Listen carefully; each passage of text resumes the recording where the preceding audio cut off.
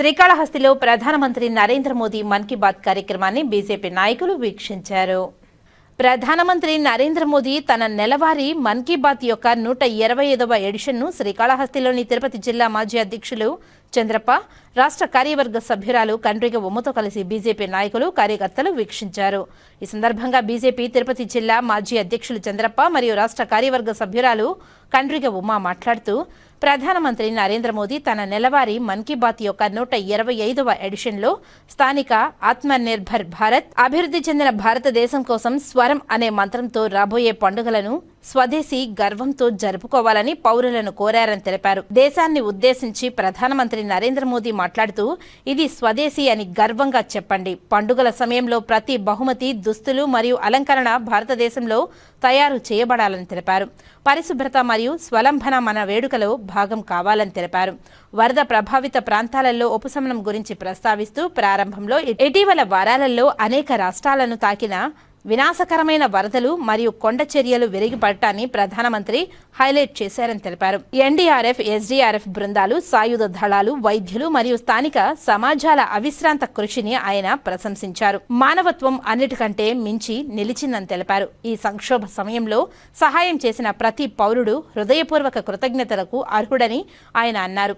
జమ్మూ కాశ్మీర్ క్రీడా విజయాలపై ప్రస్తావిస్తూ, జమ్మూ అండ్ కాశ్మీర్లో జరిగిన 2 మైలురాయి ఈవెంట్ల పట్ల ప్రధాని మోదీ గర్వంగా వ్యక్తం చేశారు. పుల్వామా తన మొట్టమొదటి డే నైట్ క్రికెట్ మ్యాచ్కు ఆతిథ్యం ఇవ్వడం మరియు శ్రీనగర్లోని ధాల్ సరస్సు దేశంలోనే తొలి ఖేలో ఇండియా వాటర్ స్పోర్ట్స్ ఫెస్టివల్ను వీక్షించడం. ఈ ఉత్సవంలో మహిళల సహా 800 మందికి పైగా అథ్లెటిక్స్ పాల్గొన్నారని తెలిపారు. కాగా ప్రధానమంత్రి యువ ఛాంపియన్లతో కూడా సంభాషించారు. 2 బంగారు పతకాలు సాధించిన ఒడిశాకు చెందిన కనోయిస్ట్ రిష్మితా సాహు మరియు బంగారు పతకం గెలుచుకున్న శ్రీనగర్కు చెందిన మొహిన్సీ అలీ ఒలింపిక్ కీర్తిని తీసుకురావాలని ఆకాంక్షించారు. జమ్మూ మరియు కాశ్మీర్ యువత అపారమైన ప్రతిభను కలిగి ఉన్నారని మరియు వారి విజయాలు మొత్తం దేశానికి స్ఫూర్తినిస్తున్నాయని ప్రధాని మోదీ అన్నారు.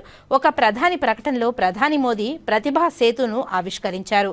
క్రీడలు మరియు సంస్కృతిలో భారతదేశ ప్రపంచ గుర్తింపుపై ప్రస్తావిస్తూ, జర్మనీలోని షాడోల్ మధ్యప్రదేశ్ నుండి యువ ఫుట్బాల్ క్రీడాకారులకు శిక్షణ ఇవ్వడానికి జర్మన్ కోచ్ డైట్మార్ బీర్స్ డోఫర్స్ను ప్రేరేపించిన లెక్స్ ఫ్రిడిమాన్తో తన పాడ్కాస్ట్ సంభాషణను ప్రధాని మోదీ గుర్తు చేసుకున్నారు. ఇటలీలో మహర్షి వాల్మీకి విగ్రహం, కెనడాలో 51 అడుగుల శ్రీరాముని విగ్రహం మరియు రష్యాలోని వాల్డీ వోస్టాక్లో రామాయణ నేపథ్య కళా ప్రదర్శనలను కూడా ఆయన హైలైట్ చేశారు. సౌర విప్లవం, సాధికారిత కథల గురించి ప్రస్తావిస్తూ, సౌర దీదీగా ప్రసిద్ధి చెందిన బీహార్లోని ముజఫర్పూర్కు చెందిన దేవి స్ఫూర్తిదాయకమైన ప్రయాణాన్ని ప్రధానమంత్రి వివరించారు. తన గ్రామంలో సౌర పంపులను ప్రవేశపెట్టడం ద్వారా ఆమె 40 ఎకరాలకు పైగా భూమికి నీటి పారుదలను మార్చిందని, రైతుల ఆదాయాన్ని మెరుగుపరిచిందని మరియు యూపీఐ ద్వారా డిజిటల్ చెల్లింపులను ప్రోత్సహించిందని తెలిపారు. సెప్టెంబర్ 15న ఇంజనీర్ల దినోత్సవం సందర్భంగా ప్రధాని మోదీ దిగ్విజయ ఇంజనీర్ ఎం విశ్వేశ్వరయ్యకు నివాళులు అర్పించారు. అలాగే సెప్టెంబర్ 17న విశ్వకర్మ జయంతి సందర్భంగా కళాకారులను స్మరించుకున్నారు. సెప్టెంబర్లో హైదరాబాద్ విముక్తి దినోత్సవాన్ని పురస్కరించుకొని ఆపరేషన్ పోలో సందర్భంగా సర్దార్ వల్లభాయ్ పటేల్ హైదరాబాద్ విముక్తిలో కీలక పాత్ర పోషించారని ఆయన గుర్తు చేసుకున్నారు. ప్రధానమంత్రి నరేంద్ర మోదీ పౌరుల గణేష్ ఉత్సవం మరియు రాబోయే పండుగలను జాతీయ గర్వంతో జరుపుకోవాలని కోరారు. ఒక మంత్రం స్థానికులకు స్వరం, ఒక మార్గం, ఆత్మనిర్భర్ భారత్, ఒక లక్ష్యం, అభివృద్ధి చెందిన భారతదేశం అని ఆయన పునరుద్ఘాటించారని, ప్రతి ఒక్కరూ ప్రతి నెల చివరి ఆదివారం ప్రధానమంత్రి నరేంద్ర మోదీ ప్రతిష్టాత్మకంగా నిర్వహించే మన్ కీ బాత్ కార్యక్రమాన్ని వీక్షించాలని వారు కోరారు. అనే నరేంద్ర మోడీ గారి యొక్క కార్యక్రమాన్ని 125వ ఎపిసోడ్ని శ్రీరామనగర్ కాలనీ 109 బూత్లో మేమందరం వీక్షించడం జరిగింది. బూత్ అధ్యక్షులు, బూత్లో ఉండే సభ్యులందరూ పాల్గొన్నారు. ముఖ్యంగా మోడీ గారు మనసులో మాట, ఈరోజు ఆగస్టు నెలలో మనము అంతా భారతదేశం అంతా కూడా ఇండిపెండెన్స్ జరుపుకోవడం జరిగింది. అదేవిధంగా మనం అనేకమైన విషయాలు తెలుసుకునే బాటలో ఈరోజు జర్మనీలో ఒక కోచ్ అనేక మంది విద్యార్థులకి ఈ యొక్క ఫుట్బాల్ గురించి ఆయన నేర్పించడము, అలా అనేక మందిని స్పోర్ట్స్లో వాళ్ళు నిష్ణాతులు అయ్యేటట్టుగా, ఫుట్బాల్ స్పోర్ట్స్లో నిష్ణాతులు అయ్యేటట్టుగా వాళ్ళని తయారు చేయడము, అదేవిధంగా అక్కడ నుండి భారతదేశంలో కూడా కొంతమందిని వారు పిలవడం, భారతదేశంలో కూడా ఆ స్పోర్ట్స్ ఫుట్బాల్లో నిష్ణాతులుగా తయారు చేయడానికి పిలవడం నిజంగా మన భారతదేశం గర్వించదగ్గ విషయం. అదేవిధంగా ఈ యొక్క జితేంద్ర సింగ్ రాథోడ్ గారు ఒక సెక్యూరిటీ అతను. ఆయన సామాన్యుడైనప్పటికీ కూడా అతను అనేక మంది వీరులు, స్వాతంత్ర సమరంలో పాల్గొన్న వారి యొక్క చిత్రపటాలను సేకరించడం, వేల సంఖ్యలో వాటిని అన్నిటినీ పొందుపరచడం చూస్తే ప్రజల్లో ఇటువంటి దేశభక్తి అందరిలో రావాలని, అదేవిధంగా పిల్లల్లో, ముఖ్యంగా ఈ యొక్క పిల్లల్లో కూడా ఇటువంటి యొక్క దేశభక్తి వచ్చి వాళ్ళందరూ కూడా ఈ విధంగా అయినా మంచి పౌరులుగా తీర్చిదిద్దాలని నరేంద్ర మోడీ గారు కోరుకుంటున్నారు. కనుక మనమందరం కూడా ఇటువంటి అనేక తెలియని విషయాలని మన్ కీ బాత్లో తెలుసుకొని తెలియని వారికి తెలియజెప్పే విధంగా మనం అందరం చూడాలని, దీన్ని అందరూ కూడా ప్రతి లాస్ట్ సండే ప్రతి నెలలో ఈ వచ్చే ఆఖరి ఆదివారాన్ని వినియోగించుకోవాల్సిందిగా కోరుతున్నాను. ఈరోజు ఎల్లప్పుడూ ప్రధానమంత్రి గారు చేసేటువంటి మన్ కీ బాత్ తన మనసులో మాట అనేది 125వ ఎపిసోడ్ని ఇవాళ శ్రీరామనగర్ కాలనీలో మా ఇంటి వద్ద చూడడం జరిగింది. ఈ కార్యక్రమానికి రాష్ట్ర కార్యవర్గ సభ్యురాలు కర్రి ఉమా గారు, మా పోలింగ్ బూత్ అధ్యక్షురాలు ప్రియాంక, మన ఈ పోలింగ్ బూత్లో ఉన్నటువంటి మిగతా నాయకులందరూ కూడా, పరంజ్యోతి గారు, అందరూ కూడా పార్టిసిపేట్ చేయడం జరిగింది. ముఖ్యంగా ఈరోజు ప్రతిసారి కూడా అనేక రకాలైనటువంటి అంశాల మీద వారు చర్చిస్తూ ఉంటారు.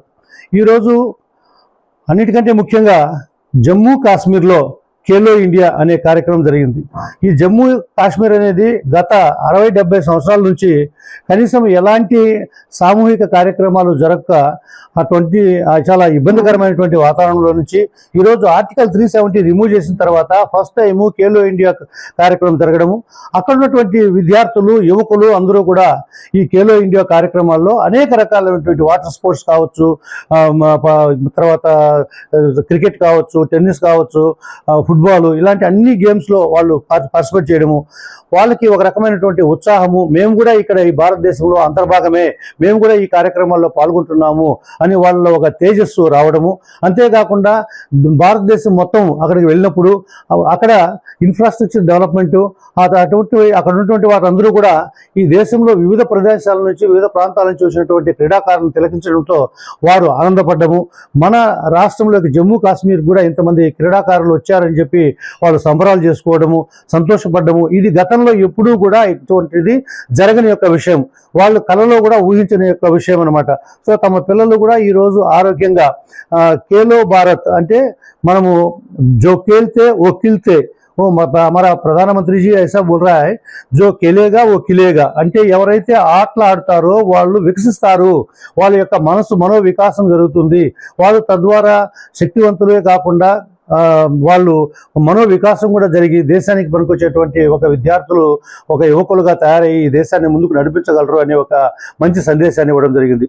అలాగే యూపీఎస్సీకి ఎంతోమంది ఇవాళ డాక్టర్లు, ఎంబీబీఎస్ చదువుకున్న వాళ్ళు కానీ, ఎంఎస్ చదువుకున్న వాళ్ళు, ఇంజనీరింగ్ చదువుకున్న వాళ్ళు, సైన్స్, ఆర్ట్స్, కామర్స్, ఇలాంటి అనేక రకాలైనటువంటి విద్యార్థులందరూ కూడా యూపీఎస్సీ సెలక్షన్స్, కలెక్టర్ కావాలి, ఐపీఎస్ కావాలి అనే కోరికతో రావడం జరుగుతుంది. కానీ వాళ్ళందరికీ కూడా దీని యొక్క కోచింగ్ అందుబాటులో లేదు కాబట్టి గవర్నమెంటే ఈరోజు ప్రతిభా సేతు పోర్టల్ అని ఒక పోర్టల్ని ఏర్పాటు చేయడము, తద్వారా ఇవాళ కనీసం 10,000 మంది పైన విద్యార్థులు భారతదేశ వ్యాప్తంగా అందులో పోర్టల్లో నుంచి వాళ్ళు ఈ స్టడీ చేసి చాలామంది ఈరోజు సివిల్ సర్వీసెస్కి సెలెక్ట్ కావడము, కొంతమంది సివిల్ సర్వీసెస్ కాకపోతే అక్కడ ఉన్నటువంటి స్టేట్ గ్రూప్ 1 సర్వీసెస్కి రావడము, అలాగే వివిధ రకాల కంపెనీలకి వాళ్ళు సెలెక్ట్ కావడం, ఇవన్నీ కూడా జరుగుతున్నాయి.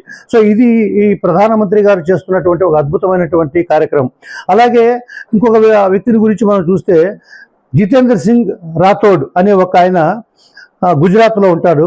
ఆ గుజరాత్లో ఒక సెక్యూరిటీ గార్డు, ఆర్మీలో పనిచేసి రిటైర్ అయ్యి వచ్చి సెక్యూరిటీగా పనిచేస్తున్నాడు. ఈరోజు ఆయన చేసినటువంటి పనిని మొత్తం భారతదేశమే మెచ్చుకునేటువంటి ఒక పరిస్థితి ఏర్పడింది. ఎవరైతే ఇప్పటి వరకు స్వాతంత్ర ఉద్యమంలో పాల్గొన్నారో, స్వాతంత్ర ఉద్యమంలో పాల్గొనే వాళ్ళ యొక్క ప్రాణాలు, కార్గిల్ పోరాటం కావచ్చు, మనకి ప్రపంచ యుద్ధం, మొదటి ప్రపంచ యుద్ధం కావచ్చు, రెండో దాంట్లో కావచ్చు, లేకపోతే చైనా వార్ కావచ్చు, ఇలాంటి వాటిలో జరిగిన చనిపోయినటువంటి వ్యక్తులు అంటే మన సిపాయిలు, ఆ సైన్యం వాళ్ళ యొక్క డేటా మొత్తం కూడా వారు ఫోటోలతో సహా కలెక్ట్ చేసి పెట్టడం అనేది ఇవాళ చాలా గొప్ప విషయము. అందుకని ప్రధానమంత్రి గారు వారిని ప్రత్యేకంగా అభినందించడం కూడా జరిగింది. అంతేకాకుండా ఇంకా మన ప్రధానమంత్రి గారు పాడ్కాస్ట్ అనే కార్యక్రమాలు చేస్తున్నారు. ఈ పాడ్కాస్ట్లో ఈ మధ్య మనకి ఈ స్పోర్ట్స్ గురించి మాట్లాడినప్పుడు మధ్యప్రదేశ్లో వారు విజిట్ చేసి ఒక ఫుట్బాల్ పిల్లలు ఆడుతున్నటువంటి ఫుట్బాల్ టీమ్స్ని వారు చూసినప్పుడు ఆ స్పందన గురించి ఆ పాడ్కాస్ట్లో మాట్లాడితే ఆ పాడ్కాస్ట్ని ప్రపంచమంతా కూడా చూస్తున్నారు. అలాగే జర్మన్లో ఉన్నటువంటి కోచ్ ఈ పాడ్కాస్ట్ని చూసిన తర్వాత మన పిల్లలు, మధ్యప్రదేశ్లో ఉన్న పిల్లలు, భారతదేశంలో ఉన్నటువంటి యువకుల్ని వాళ్ళకి ప్రత్యేకంగా మేము జర్మన్లో వీళ్ళకి ఫుట్బాల్ కోచింగ్ ఇస్తామని చెప్పి కొంతమంది యువకుల్ని, క్రీడాకారులను సెలెక్ట్ చేసుకొని అక్కడికి పిలిపించుకొని వాళ్ళకి ఫ్రీగా కూడా కోచింగ్ ఇవ్వడం జరుగుతుంది. ఇట్లా అనేక రకాలైనటువంటి కార్యక్రమాలు జరుగుతున్నాయి.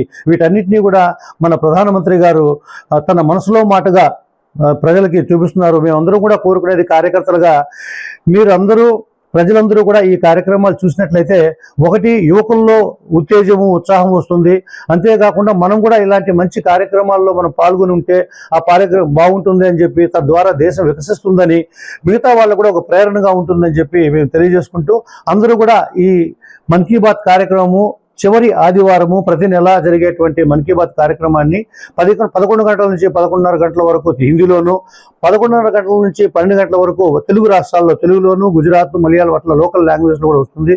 వీటన్నిటిని కూడా తిలకించి తద్వారా జరిగే బెనిఫిట్స్ని, అలాగే లోకల్గా ఏమైనా టాలెంట్ ఉండి ఇక్కడ ఉంటే వాళ్ళు కూడా ఈ మన్ కీ బాత్ కార్యక్రమానికి తెలియజేయచ్చు. అది కూడా తెలియజేయాలని చెప్పి కోరుకుంటూ ఈ కార్యక్రమాన్ని అందరూ వీక్షించాల్సిందిగా మరొకసారి తెలియజేస్తూ జై హింద్, జై భారత్.